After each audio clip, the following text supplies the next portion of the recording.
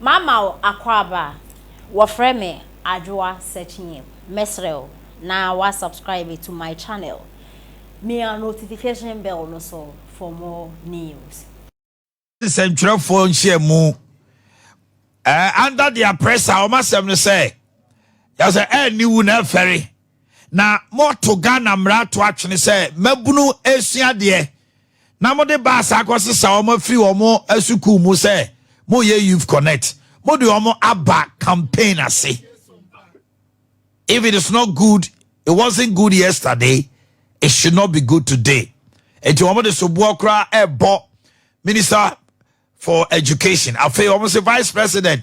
To the popularity ni nyina nie. Some more passing crofo and you almost be good. We are no say. Well, the kind mame and I was a nano per Konya or the Amame nano per me sorry Mahunu. A message is a whole from the NDC concerning successful visitor Dr. Alaji Mahmoud Bawumia ba Ashante region by. Me now ya aware bra.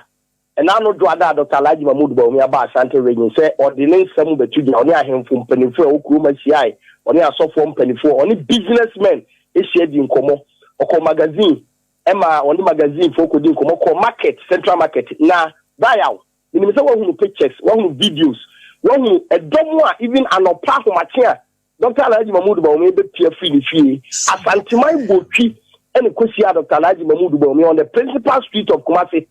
Some videos and pictures about one to ama pata biri I am here at NDC for so because now omujidi say asantimai there's asantimai bo the NPP say dey you minim confidence gidia NDC for nya say asantimai kotwa ba the ama NDC eti pictures videos any statement awura ififi atitiro ni mpanifo a e wa asante be ya hemfo nom e ma Dr. Bawumia visit no eno na ama NDC for I think the center of controversy now of a youth connector. Me and Kasa media ni mu ye. Brian, sa program na no ye no Jubilee Park in the history of MPP. Me nyaso se bibesi da. When Maguna is Asante region has share ye. I was Jubilee Park be share the next president Dr. Alaji Mahmoud Bawumia no. Enya me nwanwa. Me se me kasa me nwanwa no press statement da, press conference da.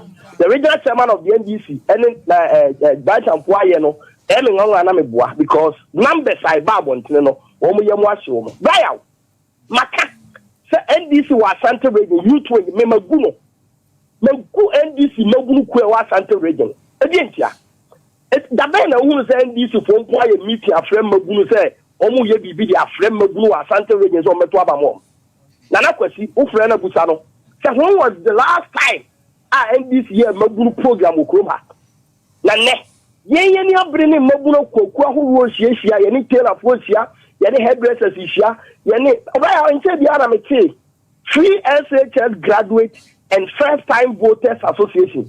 Okay. Free SHS graduate and first time voters association. Me do mo ye go Asante region. That anaji se sa ko na mete ye no na me de kwa dopa. Daya sa ko na mete ro Asante region ha me de coordinators. We were coordinators across all the 47 constituencies, all the districts in the Asante region. We were coordinators on mobilization. Mabuna, Omako free SHS, Omanya Son Faso, and into Omoko Twabadiama, the next president, Dr. Alaji Mahmoud Bawumia. And the program, not some Mabuni in Abaho, ever top program that you know who are now Yamasi. We are messing. We see, the MPP is campaigning, the NDC is complaining. They should continue to complain because yen a target group about 1 year ago. Yen ni peku on beto aba mayen. Any what strategies they mobilize any panel. And say dia hairdressers tailors association Simcres. Omo ye program work KNUST. There were over 4,000 people. Dr. Alaji Mahmoud Bawumia nkase mu ne ba ya nko kwa kwose omo ni munyam.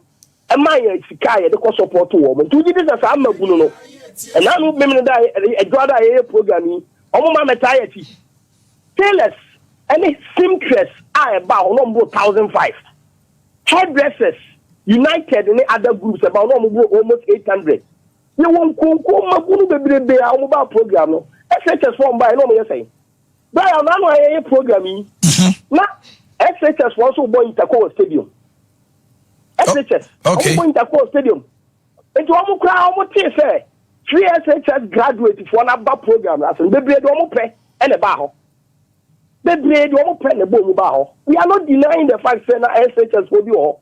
There were some SHS people but what we are saying anti na no pay na na kwasi obekwa akobua wo youth organizer am mobilizing the power region mu no oti ha wo ye bebi am hihie but we will not be distracted. Yeah, MPP in Ashantes region, we will never be distracted by the NDC's complaints. We are focused. They are focused.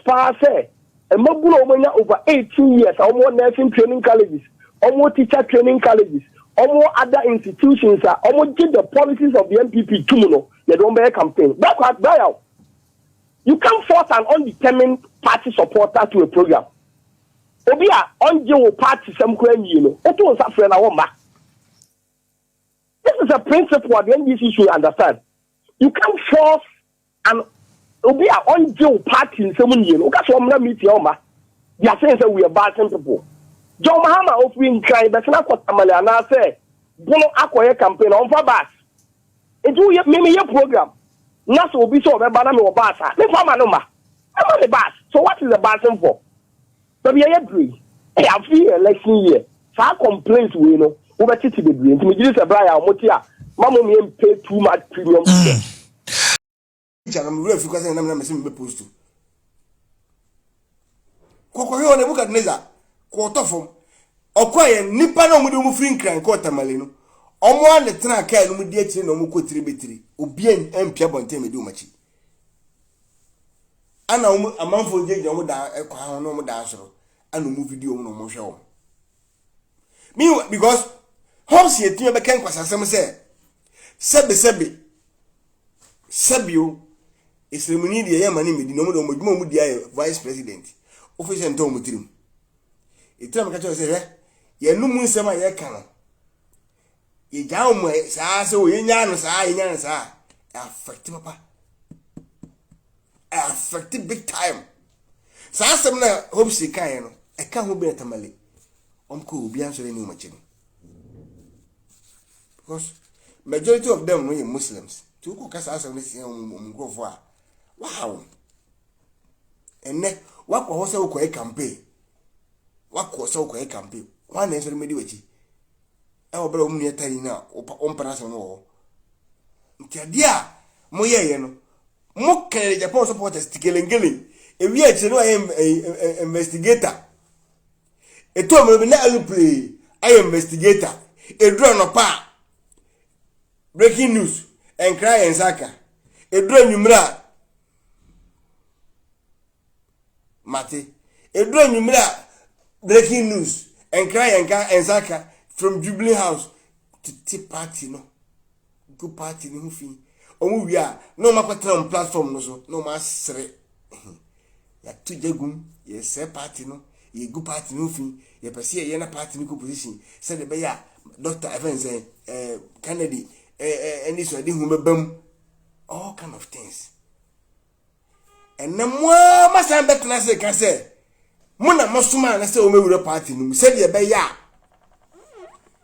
ni trimu po eduru no so afede meri moko mesi me de mekan meri moko bo be sa mekan yo eduru no so a said ye be ya obenya nkrofo mo madinachi anye sa se meduru no so a onye obi amane support no na muni mwe now ba mutimi bom adwen to free kata mani se mba parese because musa abrefa ni amayin na mi hu ne se mun na mo from NDC wo kana ana me ofa na me ofa abrefa ye din nti se wo ofa bi ne na dia abrefa na na se even family ni kwa wo firi ni kwa na emfa ho ye din to wadwen ko esun abrefa owu no so wadwen ko